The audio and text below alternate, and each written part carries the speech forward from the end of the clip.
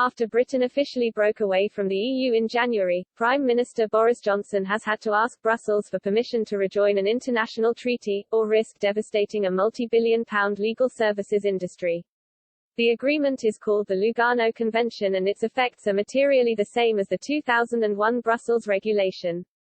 It governs issues of jurisdiction and enforcement of judgments between the EU member states and the European Free Trade Association (EFTA) countries other than Liechtenstein, namely Iceland, Switzerland and Norway. London is regarded as the global capital for international dispute resolution, due to England's world-class legal system and courts. It is a broad and highly lucrative industry, dealing with everything from family disputes to international business operations. A long-term failure to rejoin the Lugano Convention could do real damage to the UK's world-beating legal services sector, as well as creating difficulties for large companies. The UK dropped out of the treaty as a consequence of Brexit, and applied to rejoin in April 2020.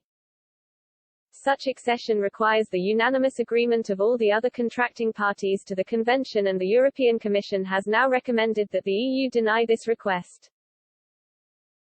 It said that the European bloc was not in a position to give its consent to UK accession. According to the Law Society, legal services added nearly £60 billion to the UK economy in 2018, while in 2017 exports of legal services hit £5 billion. The EU's position is not shared by EFTA countries, though, who have proven to be much more welcoming. In March 2021, the Swiss Federal Department of Foreign Affairs published a letter confirming that Switzerland had consented to the UK being invited to deposit its instrument of accession to the Lugano Convention. The letter reads, Switzerland welcomes the intent of the United Kingdom (UK) to accede to the Convention on Jurisdiction and the Recognition and Enforcement of Judgments in Civil and Commercial Matters, the Lugano Convention 2007, and will support a request for accession from the UK. Iceland and Norway have also signalled support for Brexit Britain to rejoin the convention. While keeping the UK out will be costly for London, Brussels' move could have some broader implications for the European bloc.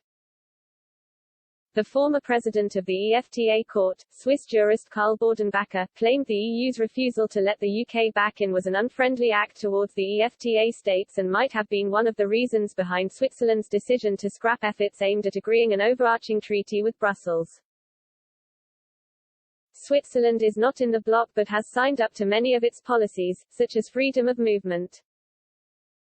The relationship is currently governed by more than 120 bilateral deals, and a failure to replace them with one framework deal could harm ties.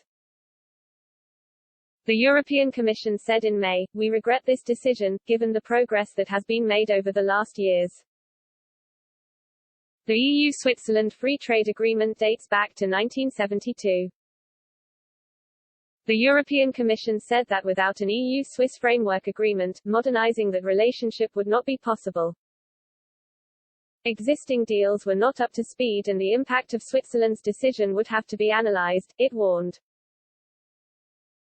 The right-wing Swiss People's Party (SVP) welcomed the breakdown of talks as a victory for Swiss self-determination, while trade unions were also pleased as they had been concerned about the impact on wage protection and public services.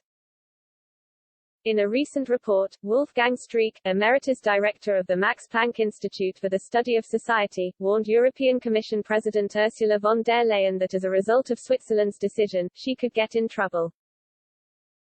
He wrote, "In Brussels, the Swiss dossier resides in the portfolio of Ursula von der Leyen, President of the Commission, who has inherited it from her predecessor, the now forgotten Jean-Claude Juncker. Her failure to make Switzerland capitulate weakens her position further, by once more laying bare the fault lines of the one-size-fits-all, ever-closer union." Pressured by imperial centralist hardliners in the EU Parliament, and, one should assume, by the German and French national governments, the Commission is now threatening Switzerland with retaliation. The Swiss are told by the European bureaucracy that without the framework agreement this will be difficult and sometimes impossible, which would cost them dear, Mr. Street continued in his report for Briefings for Britain. In an exclusive interview with Express.co.uk, Prime Minister Boris Johnson's trade advisor Shankar Singham claimed Switzerland would be better off with a deal similar to the one Britain struck with the EU. Mr. Singham, the CEO of economic consultancy Competere, said, "There is no one in the world that has a full zero-quota, zero-tariff deal with the EU. We are the only country that has that. To get a zero-quota, zero-tariff deal with the EU is very, very unusual." He added, "Frankly, this is a better deal than what the Swiss have with the EU. If I was Switzerland, I would want a similar deal. And in fact, if I was Switzerland, Turkey or even one of the Mediterranean countries like Morocco, I would be going for this exact kind of deal."